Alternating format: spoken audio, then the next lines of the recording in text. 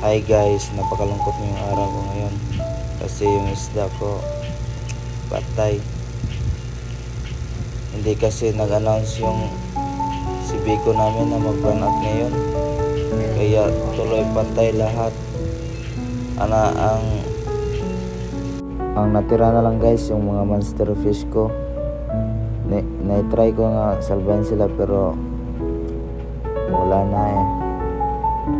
Ang hirap, ang daming patay guys. Ito pa sila kanina guys, ang saya-saya.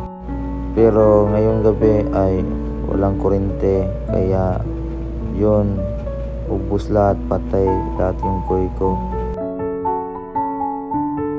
When everything feels like the movies, yeah, you bleed just to know you're alive.